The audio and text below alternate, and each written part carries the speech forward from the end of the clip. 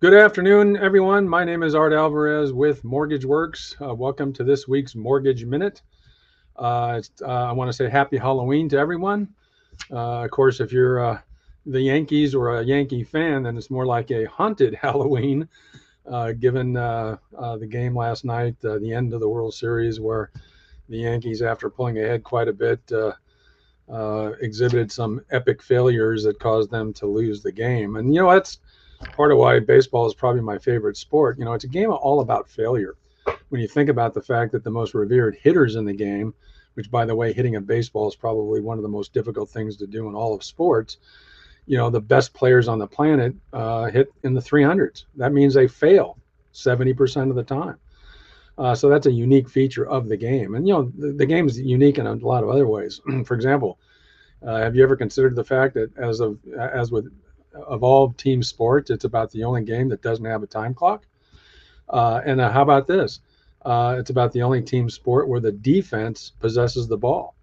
But that's why baseball is so unique and why I love it so much. I can only hope. I was hoping for a 7-game series, not going to happen. So now I can fall back to my other probably real stretch of a hope, which my team, the Angels, will be in the discussions next year for the playoffs, and who knows, maybe the series. We'll see. I know that's a long shot, but I digress. Let's talk about, as you know, what we like to start the show with is mortgage rates, what's happening in the mortgage and bond market. So we're going to first start with our rate grid, and some would argue that maybe we're starting to look at some spooky rates because they have been climbing. Again, 5-6 weeks ago, we were well into the fives on both conforming and FHA VA. Now, unfortunately, we're back in the sixes. Conforming loans are actually, busting through the mid sixes and starting to creep up toward the high sixes. In fact, on some of the financial news I was reading and watching this morning, there was some comments about the fact that the conforming mortgages are starting to touch the 7% level. We're not there yet. We're at about 6 5/8 for a decent credit score and decent down payment size. Unfortunately, FHA VA basically is at a 6% level or slightly above. That's unfortunate. Again, 5-6 weeks ago, we were closer to 5. So definitely an increase in rates in the last 5-6 weeks, basically since the Fed meeting, when that much anticipated announcement of the 0.5% decrease in the Fed funds rate. And the expectation that was going to help mortgage rates. Well, quite the opposite.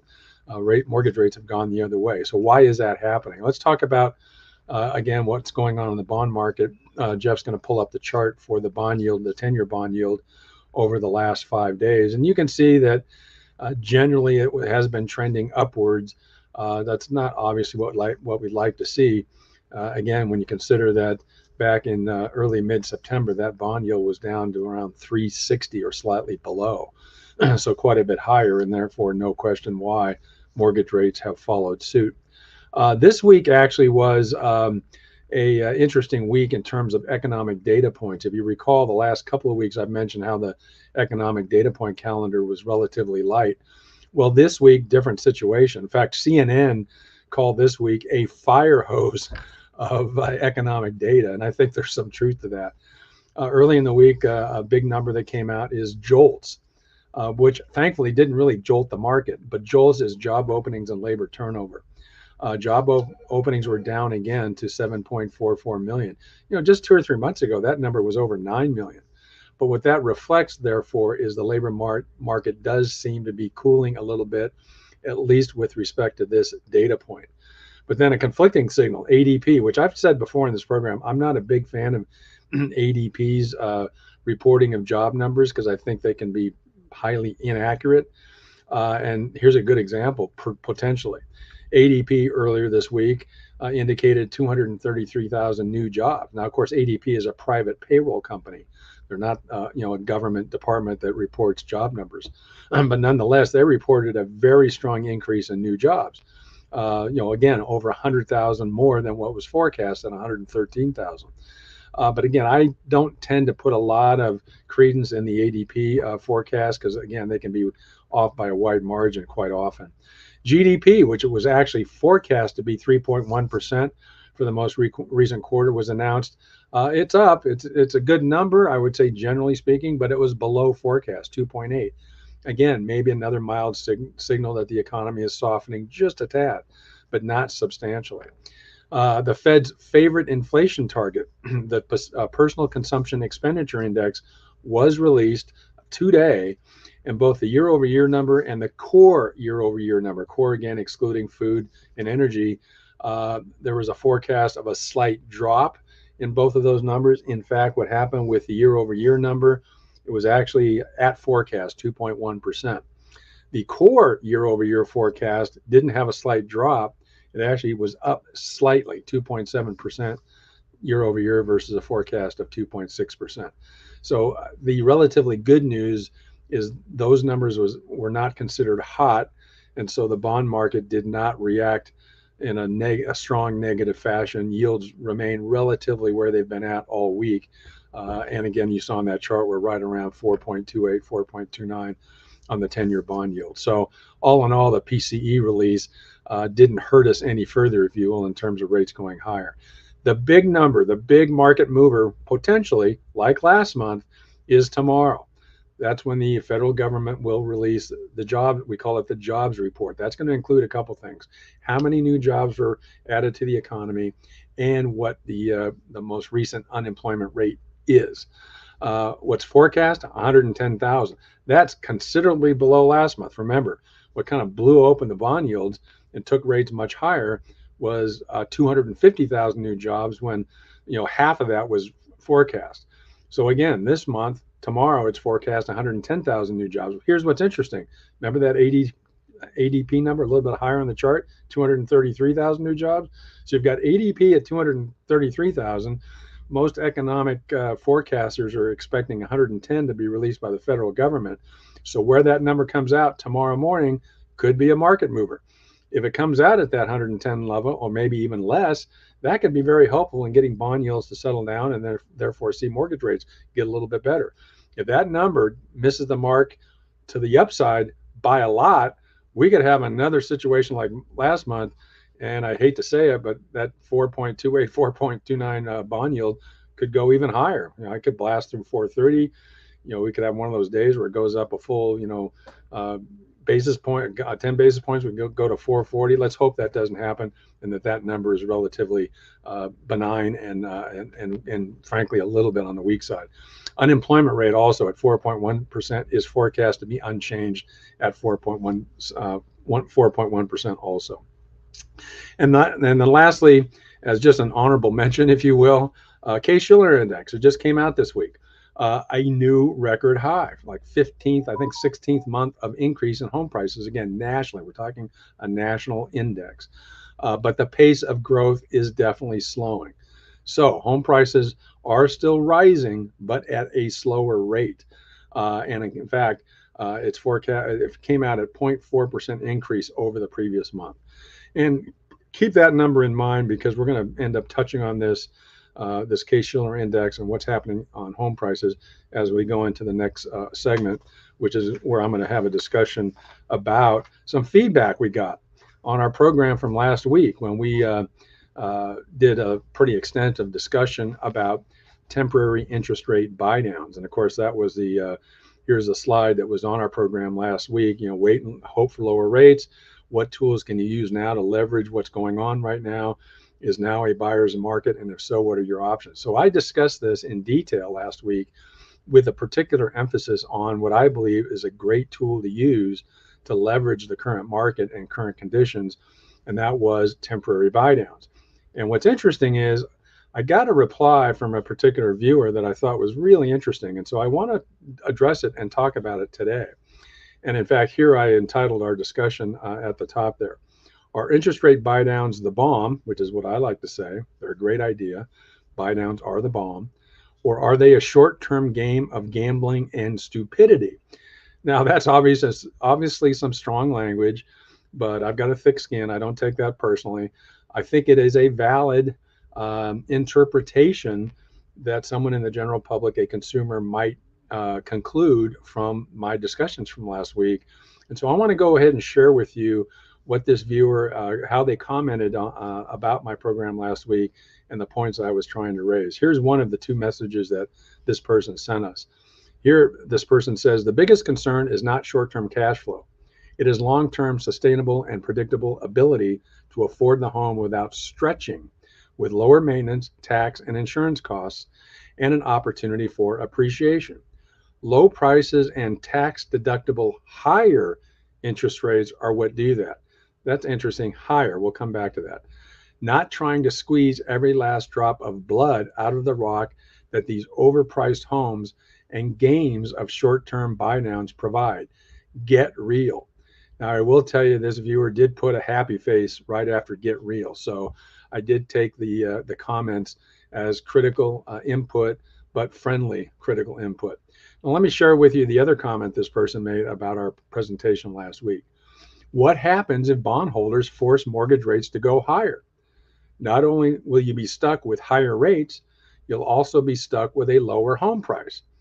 We are getting cheaper prices in many cities, especially ones that went up the most, like in Florida and Texas. Pushing home ownership at extremes that only become somewhat affordable if interest rates go down substantially on leverage is called gambling and stupidity. So therefore, that's why I've got in our title of this part of the discussion those adjectives about the idea of temporary buy downs.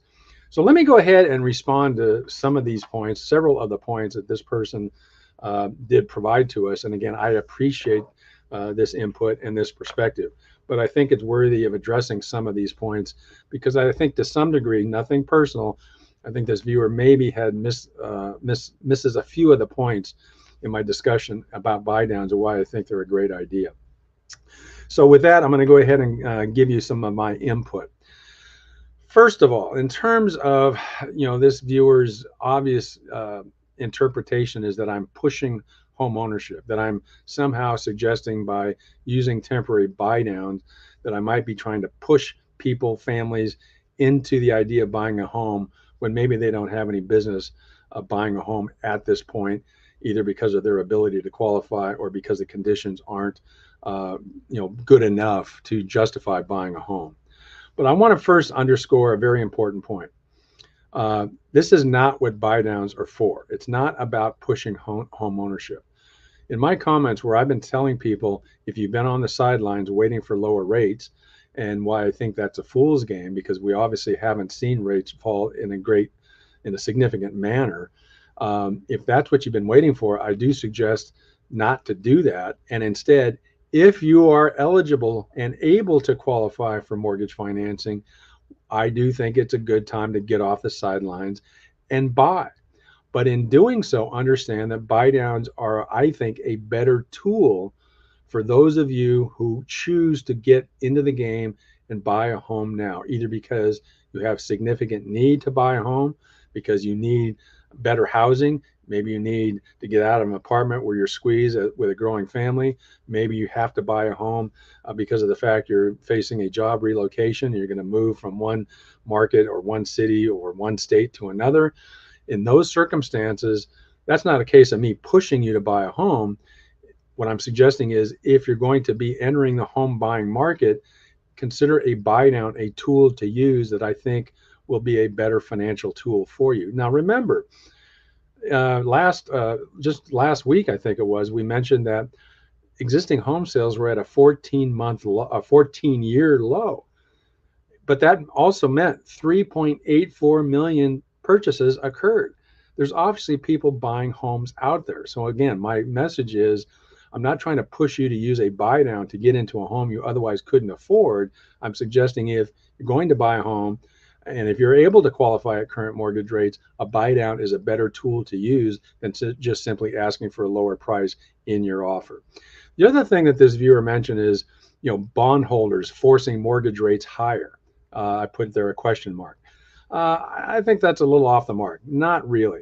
It's not bondholders who control mortgage rates.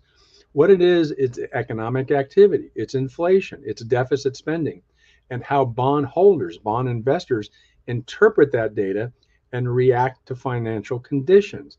So again, bondholders are reacting to these conditions. They're not creating these conditions. And you have to understand that if you're going to hold bonds, if you're going to invest in bonds, and remember, as I've said many times, most mortgages in this country serve as collateral for bonds. So bondholders may change their perspective on the market based on all these economic variables. And as a consequence, certain economic data is going to cause bond yields and therefore mortgage rates to go higher. But it's not the bondholder themselves that are causing that phenomenon. It's the data and how they're interpreting it and how it's going to affect their investment in bonds. So I think that's a vital point to understand. The other thing that this viewer indicated or suggests is that higher rates are going to push home prices lower. So if you buy a home at these rate levels and home prices fall, then or if home prices go up, that you're going to see your home appreciation drop. Well, guess what? I have news for you. As we've talked about for the last year or two, that hasn't happened in the last couple of years. Mortgage rates are more than double what they were in 2020 and 2021. Did those higher rates cause home prices to fall? I don't think so. And I think the data is overwhelming that it did not. And in fact, as we just mentioned with the Case-Shiller's index, home prices continue to go up. Now, they are going up at a slower pace overall, true. And yes, it's true in some markets, there is some modest price decreases. But generally speaking, overall, the higher rates that we've experienced the last couple of years has not caused a significant drop in home prices. So I think that theory is a little bit unfounded based on most recent conditions that we've all seen and experienced. Now, the viewer goes on to say that the goal of home ownership should be long-term, sustainable, predictable ability to afford a home without stretching, with lower property-related costs and opportunity for appreciation. Low prices and tax-deductible higher rates do that. And I put a there, which I'll come back to. And again, in fact, yes and no. Buy downs, I do believe, are a tool in alignment with most of this goal as stated by our viewer. However, I would argue, in fact, I say it's arguable that tax-deductible higher interest rates are beneficial.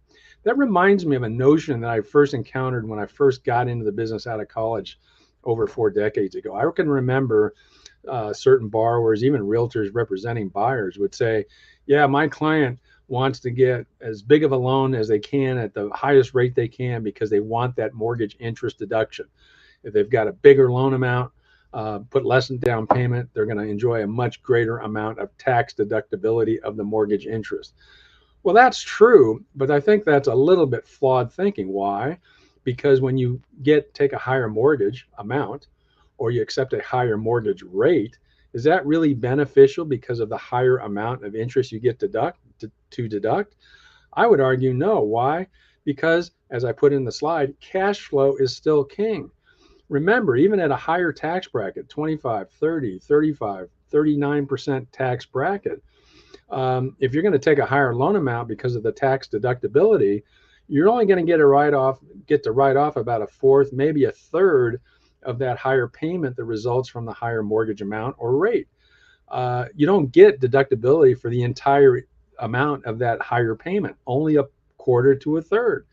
So what you're forgetting is the cash flow impact of taking that higher loan amount or that higher interest rate. So I think the idea of doing that just because of the tax deductibility is a little bit flawed. And then the last point that the viewer made, or the other pretty strong point the viewer made, squeeze blood out of a rock from overpriced home and games of short-term buy downs, or the game of a short-term buy down is called gambling and stupidity. This perspective misses a fundamental feature, I should say, of buy downs. They are not a qualifying tool. I have never suggested that you should use a temporary buy down, whether a 3-2-1 or a 2-1, to help you qualify for a mortgage amount or a home price level that you otherwise could not afford. And why is that? What is the unique feature of a buy down that avoids that situation? Very simple. Buy downs do not and never have allowed the borrower, to qualify at the first year rate. That's never been the case. Even 4 decades ago, when I was arranging temporary buy downs for buyers of new homes in LA County, in the Antelope Valley, Palmdale, Lancaster area in the late 80s, we did not use temporary buy downs to qualify people who otherwise couldn't afford the mortgage amount, the home price, or the monthly payment. Again, it's a way to improve the cash flow to that buyer over that interim or that initial 2 to 3 years, but they're still going to be qualified. We're going to determine their ability to repay, not on that first year rate in the 3s or the 4s, but in that note rate in the mid 6s. And so if we can establish the buyer has adequate income, manageable debt levels, and a decent credit score, and they meet a reasonable debt to income ratio that might be in the high 30s to low 40s, we've established that that home buyer, that borrower, is not going to face financial difficulty at the end of the buy down period, whether it's 3 years going from the 3s to the 6s or 2 years going from the 4s to the 6s. They're being qualified up front at the 6% mid 6 level. And so again, this is a tool for someone who otherwise is able to qualify in today's current conditions. They're choosing not to because they don't like that cash flow impact of that high mortgage payment, even though on paper we can establish very clearly they can qualify that based on our current ATR rules, ability to repay. Those rules have been in place since 2010 by the creation of the CFPB. Those rules have been incredibly helpful to ensure that we don't have a repeat of the early 2000s, mid 2000s that led up to the crash of 08, when the ability to repay rules were not in place, and home buyers, through mortgage programs, creative ones that were frankly gambling and a reflection of stupidity, were allowing people to get into home prices and loan amounts and interest rates that they could not afford. Yes, the mortgage industry unfortunately had poorly designed loan products back then that created that environment. That's gone. That's been gone since 2010. The ATR rules ensure that even if we use a temporary buy down, that borrower is going to qualify not on the first year rate, they're going to qualify at that note rate. So when they finish that buy down period, they should still be comfortably able to handle that note rate payment going forward from there if they still have that loan and have not refinanced it since then. So I wanted to make that point. I think it's a very crucial point in understanding why I do think temporary buy downs are a great tool. If you're going to enter the market now, or you're contemplating it, and if you talk to somebody like us where we can establish you can qualify at today's rates in the mid 6s, I would urge you to consider get into the market, use the buy down to give you that payment flexibility, that payment improvement for the first 2 to 3 years, because we're going to show you that you'll still be okay when the buy down period's over. But in the meantime, it buys you that 2 to 3 year window for when rates do fall, and they are still expected to fall. It's just going to take longer than we thought. Then you have that opportunity to refinance into a lower note rate, lower than what we already determined you can qualify for. And that way it should be a safe environment for you either way. And of course, when rates do fall, I would argue more home prices are going to go up further, or that slowing rate of appreciation is going to accelerate or start to accelerate again. And home prices are going to go up maybe faster than they are currently. They're certainly not going to fall. So hopefully that input from me in response to this viewer's input, I hope makes it more clear why I think overall the temporary buy down strategy is a good one, worthy of consideration, again, either for a home buyer who is already in the market and needs or wants to buy, or somebody who's on the fence, who's been waiting for those low rates. I don't think you should wait any longer. Get into the game now. We'll help you make sure you're going to be okay at that mid 6% level, but then show you how using the buy down instead of just offering a low price is going to be much more beneficial to you financially. Okay, well, I want to thank the viewer for that input. I think it was helpful to provide a response to that input, so everyone who's watching this has a better idea of the pros and cons and the idea of temporary buy downs as a useful financial tool when you're buying a home. So with that, I want to go ahead. Oh, one other thing I wanted to go ahead and show you real quick is an example of the temporary buy down that I've been using lately. In fact, I just did a presentation with the Greater Palm Springs Realtors where I provided an example along these lines. So what I did was I put together a scenario involving a purchase price of $800,000 with a 20% down payment and a loan amount of $640,000 using a 6.5% mortgage rate. The monthly principal and interest is $4,045. So keep that in mind. So the first scenario involved, what if a prospective buyer decides they're going to offer $785,000? Well, what that does at $785,000 with 20% down, your loan amount is going to be lower. It's going to be $628,000.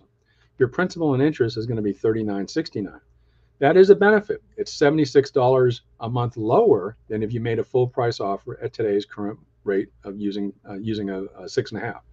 Now here's a scenario number 2. Instead of offering $785, offer $800, offer full price. But with that, get a 2-1 buy down by asking for a seller credit sufficient to cover the cost of that buy down, which, by the way, happens to be about the $15,000 concession that the lower price in scenario 1 would be.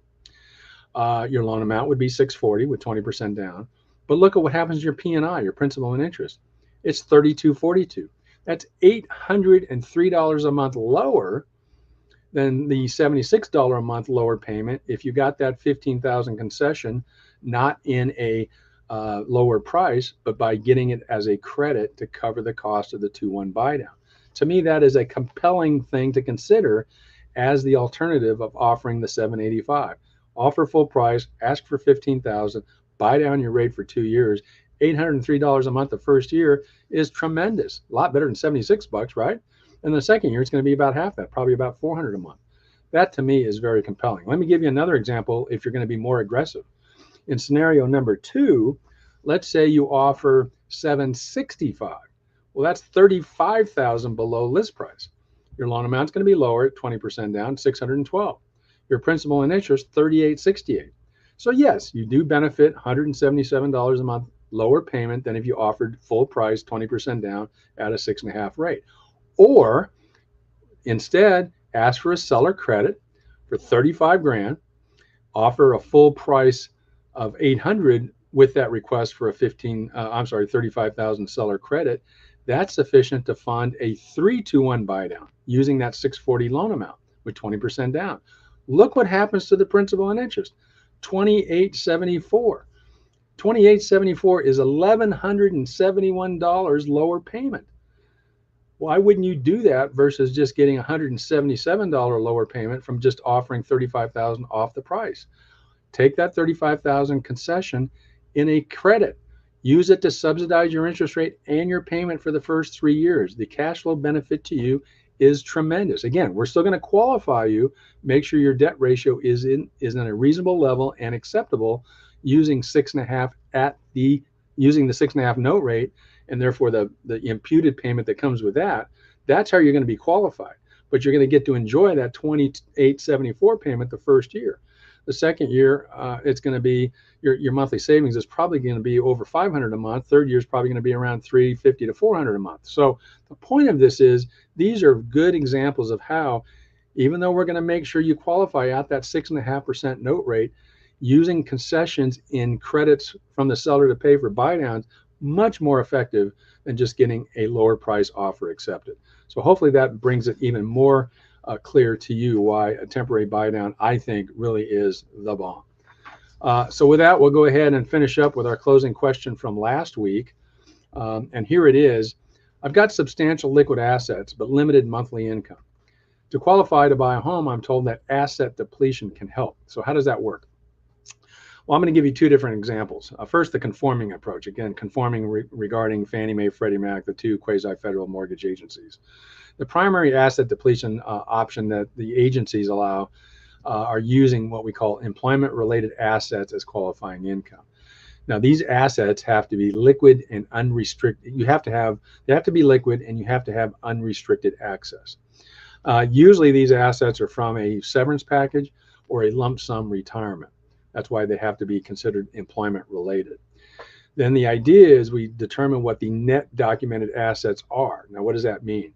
Well, first we have to establish if you're going to access this money, or if you had to access this money for a home purchase, is there any penalty for withdrawal? That might be the case if you're under 59.5 and you're going to, potentially, access that money. You might be hit with a 10% penalty.